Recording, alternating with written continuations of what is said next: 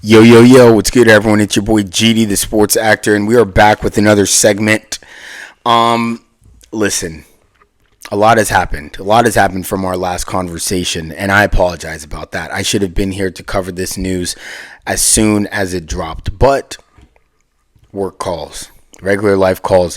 And for those that are out there shooting content, sometimes that's going to happen. You can't beat yourself up. You just have to be, as I said before, the word is consistent. Things get easier, things get better, and you want to make sure that you don't lay yourself down and you continue to do the work. But when life calls, responsibilities calls, sometimes you got to cater to that. But we're here, baby. We are here to talk about some of the stuff that's happened right now with this organization. I made a TikTok post, if you haven't seen it, racked up quite a few views after that Chicago Bears loss. I mean, I was in complete disarray about how many times we've been able to just blow a lead. Jackson Dart steps out, goes into concussion protocol, doesn't come back on the field, gets a tooth knocked out, and then Russ comes into the game and loses it in Russ fashion. I mean, he's been losing games for us since he started for us in the start of the season. And this is really surprising, to be honest, because Russ looked pretty good for the Steelers.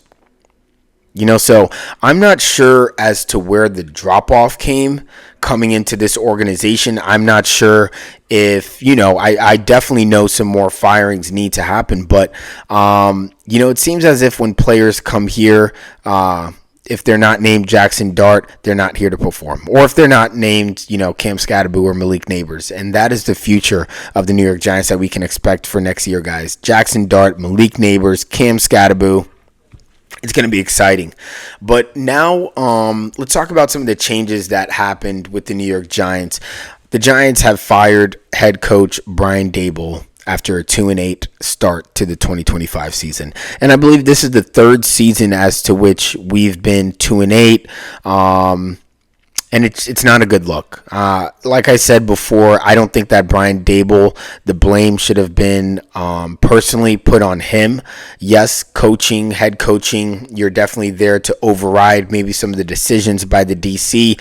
You're there to manage the clock well. You're there to manage the rookie QB well. And I think, after seeing Jackson Dart go into concussion protocol when he really didn't have to do a lot of those QB run design plays, which Mike Kafka was the one who was calling the offense, but that's for another time. I just felt as if there were just many moments where you needed to have a head coach, you needed to have someone take the reins of the team, slow it down, maybe pick it up, and there just was no consistency. There was no tempo coming from Brian Daboll. I mean, and it's sad. I really do think that the guy was probably a really good guy. I know a lot of the players, liked Brian Daboll. And so I know a lot of them were feeling for him and his family. It's never easy losing a job, but, losing a job in the NFL as a head coach is probably easier than losing a lot of other jobs because the amount of money that you're still getting paid through the 2027 season, I believe, is awesome. I'd like to be a head coach and get fired and still get paid that much. I don't know about anybody else, but it's awesome.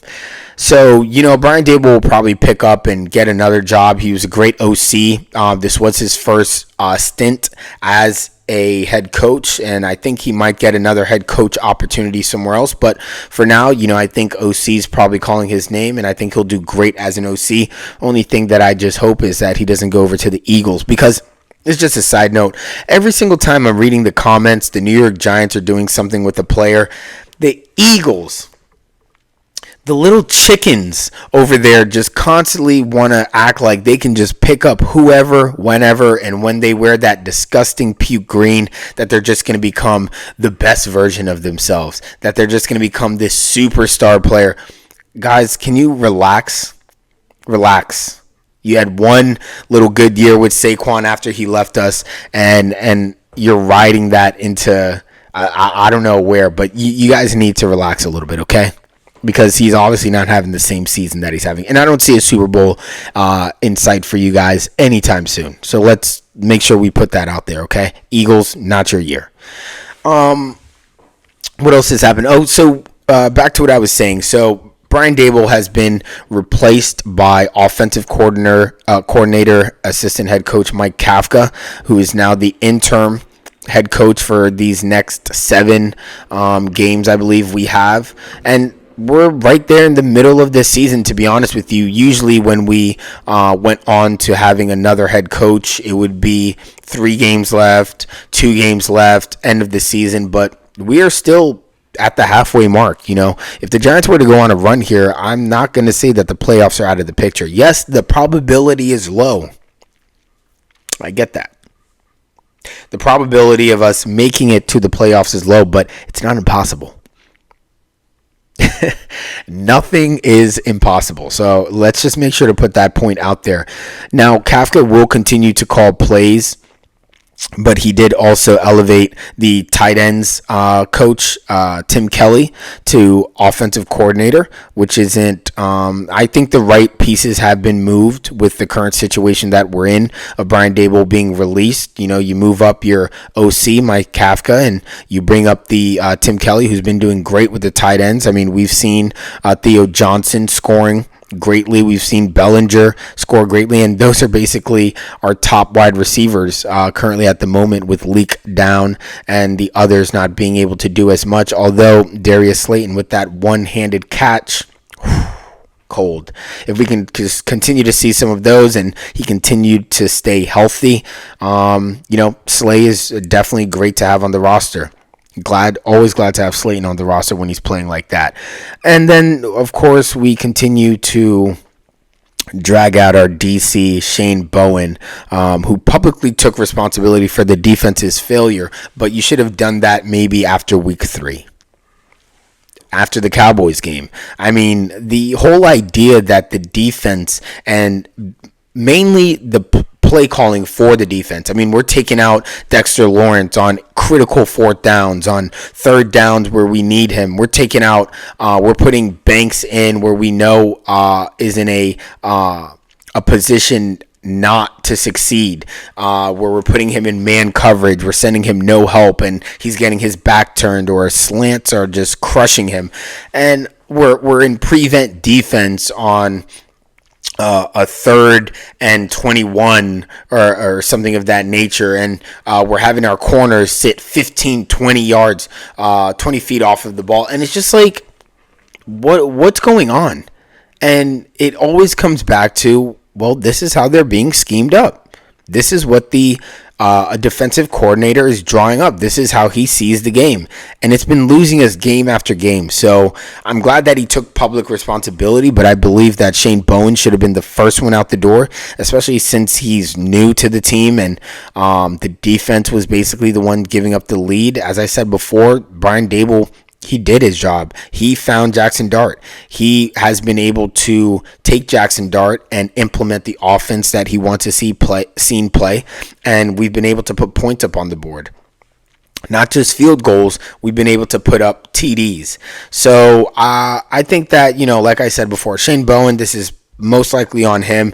I don't see him lasting going into next year. He'll probably get cut after this season, but the New York Giants probably didn't want to go out there and make it a bloodbath and just start hacking away at people, firing left and right, and you're just left with, nothing.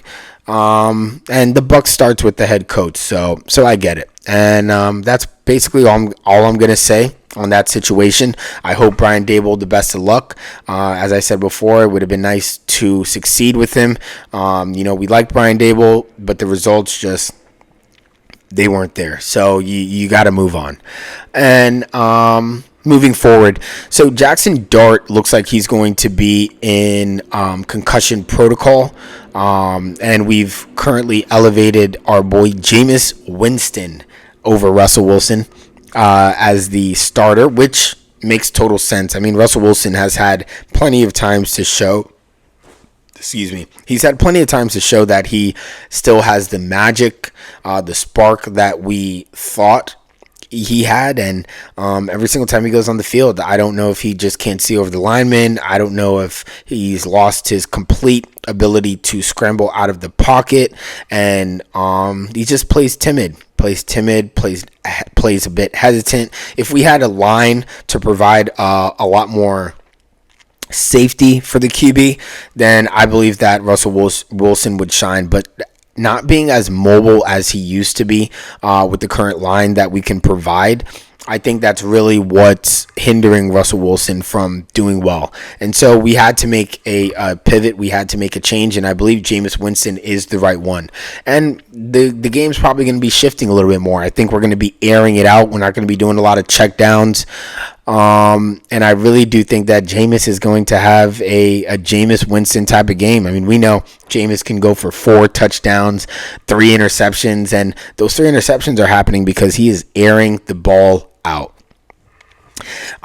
Finally, the New York Giants went out of their way to go get some wide receiver help, and we just brought back Isaiah Hodgins, who I believe was on the practice squad for the Steelers.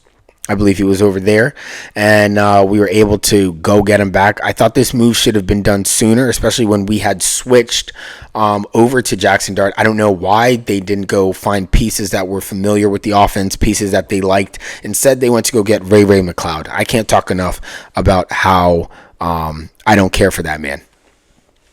Hasn't done anything in the last 2-3 weeks that he's been here, except possibly have a little fashion show. And the outfits were cool. But nothing translated on the field. So it's going to be nice to have Isaiah Hodgins back. New York Giants fan base, we're a fan of Isaiah Hodgins. He definitely contributed when he did come, here and play for us. And so I really do think that Isaiah Hodgins is a great wide receiver 1, wide receiver 2, in terms of our needs at the moment. So he will probably be playing against the Green Bay Packers, and that's going to be exciting to see.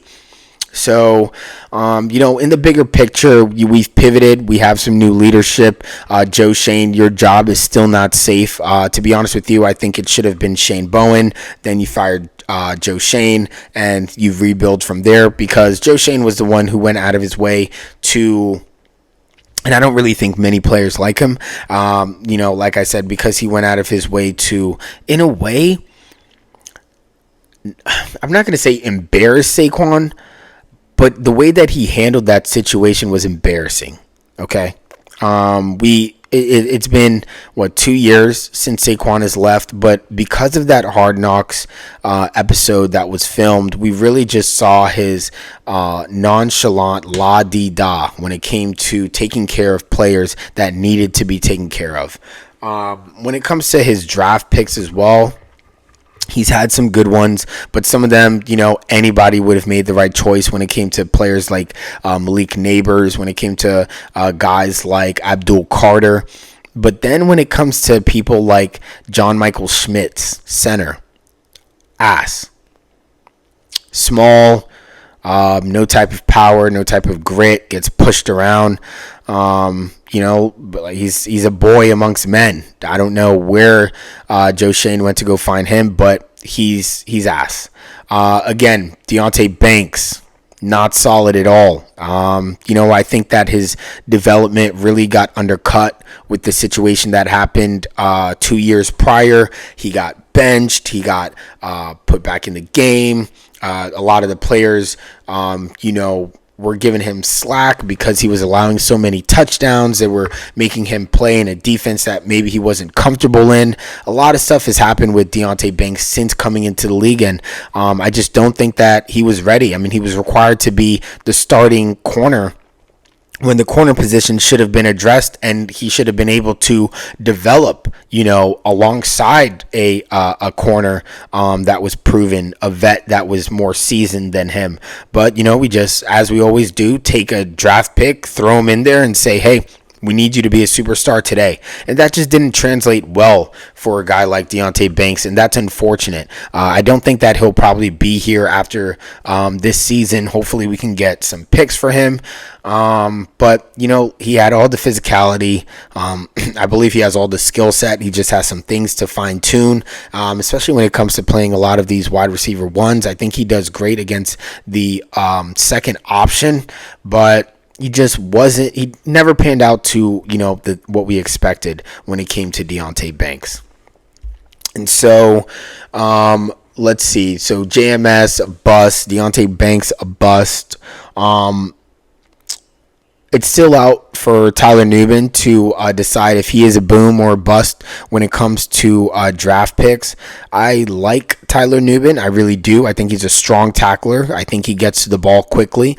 There are some things that he could refine when it comes to that safety position. And to be honest with you, I do think that Tyler Nubin should be playing somewhat of a linebacker position. I don't think that, he really plays as good of a safety. He's a great depth piece when it comes to safety, but I really would enjoy to see how he would translate playing a little bit closer, more of a linebacker help instead of that safety position. I really do think that he would thrive well if it came down to something like that, especially since we went to go get Javon Holland. Just something to think about. Let's see. We have Darius Muasau, who was always also brought in. Good depth piece, but because of what happened with Micah McFadden, always being injured, and that's another thing that we should address. I like Micah McFadden a lot. He gets in the backfield a lot. He's a strong tackler, but the injuries have been piling up, and the availability is crushing us, and it's starting to make guys like Bobby Okereke have to do a lot more, especially when you have a guy like Darius Muasau, who is a rookie, a little bit newer, having to fill in that position before he's even ready. And so, we're definitely going to have to address the linebacker position, which we never have. I mean, you went to go get guys like Jalen Hyatt and Evan Neal. We don't even need to discuss them because we already know how washed those two individuals are, and they're probably going to be walking out of here, going to another team, and best of luck. I really don't see their skill set translating. I mean, they're no Saquon. I don't think a new team or a new place is going to really change what they're lacking. And, when it comes to Jalen Hyatt, he lacks separation. He doesn't create any type of separation. He's always looking for the pass interference. And I think he's just a guy who just doesn't play aggressive enough and doesn't really have any routes that can really put him in good positions. Even when it comes to the speed, I mean, guys are toe-to-toe with him. I really don't see him having any breakout speed to where he's separating himself. And maybe you need to try him in the middle. Maybe he doesn't need to be on the outside. Maybe his skill set is more developed tearing up linebackers on the inside with slants and whatnot, but it's not translating. And when it comes to Evan Neal, these are the players that Joe Schoen wants to go out there and get. Guys with no heart, no power. They can't adapt. They pout when they're not playing the position that they feel like they need to be playing at.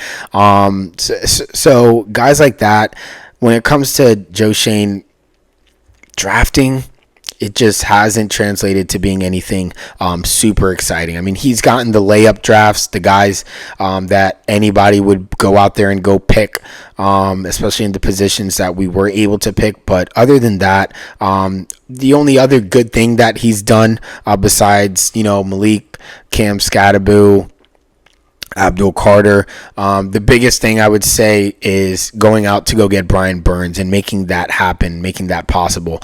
Brian Burns has been a treat. He's been a joy, and he is just getting into his prime. I mean, Brian Burns is just a dog, and I hope that a lot of the other defensive players take that attitude, take the spirit and the fight that Brian Burns brings onto the field, brings into practice, brings in his interviews. You can just tell the intensity about this guy. And I hope that a lot of the players are looking at him as one of the main leaders. I mean, I know Dex has been quiet, but you have other guys like Brian Burns who you can definitely look at when it comes to how you should be attacking the game when it comes to this defense. So when we look at our next game coming up Sunday, Giants versus the Packers. The Packers are 7-point favorites, which is interesting because that doesn't seem like a lot. The Packers are a bit shaky of a team. I really do think that this matchup against Jordan Love is going to be it's going to be nice. I think it's going to be nice with our front four. And Tucker Kraft is out. Tucker Kraft is out for the season, so that is taking away one of their options. You do have Dobbs, who's a threat, and Christian Watson is a 50-50 ball. You never know what could happen with that guy. He could, have a game where he does nothing, catches nothing, drops everything, or you could have a game where he's just playing like an MVP. So it's going to be very interesting, but this is a team where I'm more so worried about the Packers defense than I am about their offense. You do also have Jacobs in the backfield, a great runner, and we've been struggling with a lot of great runners. So anything when it comes to him bouncing on the outside, when it comes to his strength up the middle, I definitely think the defense is going to have to be ready for the run game for sure, especially if we start attacking them when it comes to blitzes, especially when it comes to the pressure that we might be able to bring down on Jordan Love, the great coverage, hopefully by the secondary.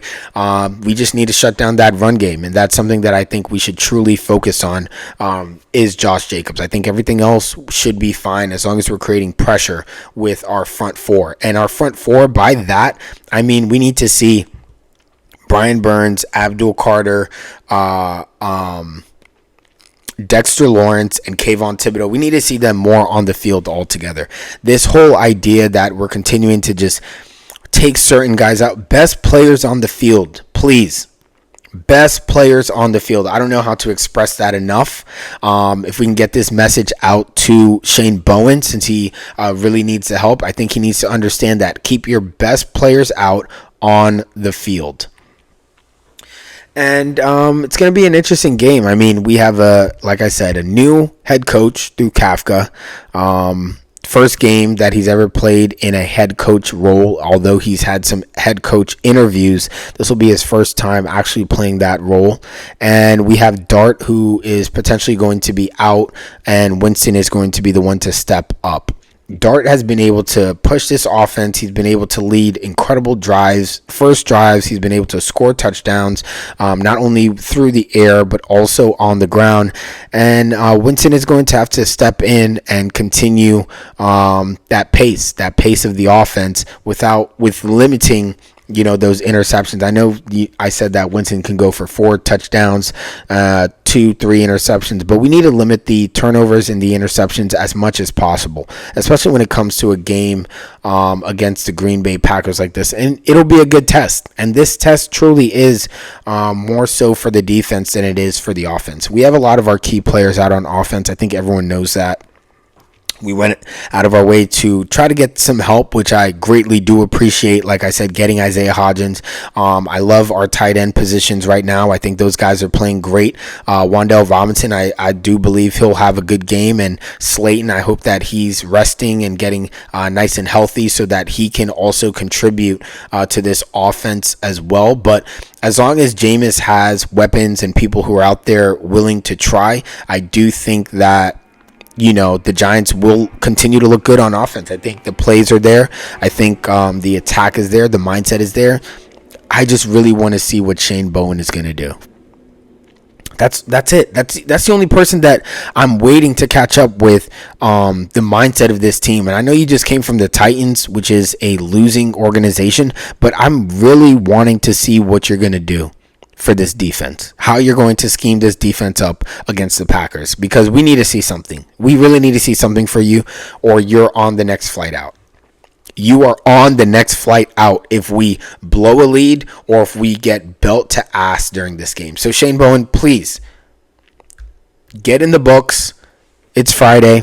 I don't know what you've been doing throughout the week, but go lock yourself in a room, go watch some tape, and go get the job done. That's all we ask of you. Now, the Packers are coming with a record of 5-3-1. A little bit stable, but as I said before, the Packers still don't look that great. I mean, that last Thursday night game I believe they played was a bore. Oh, my God. And people were out there saying, oh, my gosh, look at these two teams, Packers and Eagles, such great defense. Their offense was just that bad. Okay, I'm not going to sit here and say the defense was just incredible. The offense was just that bad. And so they look like a beatable team, going up against the Eagles. And I think that we need to understand that. I think that we need to recognize who we are, man in the mirror type of mentality. Put your gear on, stare at yourself for a little bit, and remember that you are the New York Giants. And the New York Giants has always been predicated on having a strong, excellent defense. And then an offense that can complement. Since I've known the New York Giants, we've always had a strong, excellent defense. And I know that the Packers are going to try to exploit that, especially in the secondary, but we just need to go out there and perform. That's all we really need to do. But, new coach, new chapter. Can the Giants deliver? That's what we're asking ourselves. And I really do think that we will. I think that we need to see who we are without Jackson Dart.